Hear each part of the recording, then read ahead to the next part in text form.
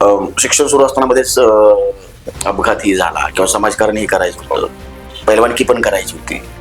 मग या सगळ्यात शिक्षणाचं काय आहे? शिक्षणाचं ज्यावेळी माझा अभ्यास झाला तर मला 1 वर्ष थोडं शिक्षण थांबावं लागलं आणि दरम्यानच्या काळामध्ये नंतर मी सांगलीला गेलो आणि सांगलीमध्ये तालीम आणि कॉलेज ह्या दोन्ही गोष्टी मी एकाच वेळी केल्या. बर. त्याच्यामध्ये तालमीमध्ये मी कुस्ती क्षेत्रामध्ये भारतीय विद्यापीठाकडनं पटना येथे झालेल्या इंटरनॅशनल कुस्तीसाठी सुद्धा माझी स्वतःची निवड झाली होती. क्या बात. आणि त्याच्यामधून मी इंटरनॅशनलला खेळलो. राज्याकडनं माझी म्हणजे जिल्ह्याकडनं तालुक्याकडनं निवडून राज्याकडनं मी सिलेक्ट झालो भारतीय विद्यापीठ युनिव्हर्सिटीकडनं. आणि मी पटनाला ज्यावेळी खेळायला गेलो इंटरनॅशनल, तर ते इंटरनॅशनल मध्ये मला काही यश येऊ शकलं नाही, परंतु इंटरनॅशनल पर्यंत खेळलेला मी एक कुस्तीपटू पण आहे.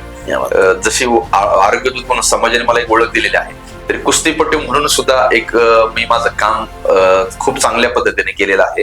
त्याच अनुषंगाने मी आता थेऊरमध्ये माझ्या स्वतःच्या जागेमध्ये मी स्वतःचे 2 गुंठे जागा कुस्ती संकुलासाठी दिलेली आहे आणि या 2 गुंठे जागेमध्ये आता थोडं काम झालेलं आहे, काही काम बाकी आहे. तर येणाऱ्या काळामध्ये लवकरच मी थेऊर येथे एक स्वतःच सुसज्ज असं कुस्ती संकुल उभं करतोय की ज्या आरोग्य क्षेत्रामध्ये काम करताना आरोग्याची काळजी कशी घेतली पाहिजे, काय घेतली पाहिजे, हे येणाऱ्या युवकांना, येणाऱ्या नवीन पिढीला कळावं, समजावं, त्यांनी शिक्षण घ्यावं कुस्ती क्षेत्रामधलं किंवा आरोग्य संदर्भातलं. त्यासाठी मी पुढील काळामध्ये लवकरात लवकर कुस्ती संकुलाची उभारणी करत आहे.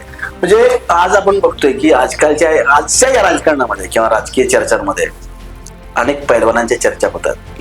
पैलवान भोसलेचा असेल, सांगलीचा असेल किंवा महाराष्ट्रातले अनेक पैलवान आहेत जे आपल्या आपल्या पद्धतीने चर्चेत आहेत. थेऊरचा एक पठ्ठा असाच आहे की जो पैलवान आहे त्यानं लाल मातीत 6 वर्षे घातलेले आहेत. एक चांगला पैलवान म्हणून, चांगला खेळाडू म्हणून आंतरराष्ट्रीय दर्जापर्यंत त्यांनी झेपही घेतलेली आहे. त्याचं स्वप्न हे आहे की मला माझ्या गावच्या मातीमध्ये एक छान कुस्ती संकुल उभं करायचं आहे, तिथल्या युवकांना कुस्तीचे धडे द्यायचे आहेत. आणि हाच लाल मातीतला पैलवान आज राजकारणाच्या आखाड्यात सुद्धा कंबर बांधून उभा आहे, शट्टू ठोकून उभा आहे. आणि या पैलवानाला साथ देणारी त्याची रणरागिणी, त्याची साथीदार, त्याची जोडीदार ही देखील आज त्या पैलवानाच्या खांद्याला खांद्या लावून उभी आहे. आणि या दोघांचा एकच मानस आहे, एकच संकल्प आहे की थेऊरच्या मातीमध्ये विकास आणि आरोग्य आणि लोककल्याण आपल्या हातून झालं पाहिजे आणि त्यासाठी जे काही करावं लागेल ते करूया. मग दोघांचंही या गोष्टीसाठी फार कौतुक आहे.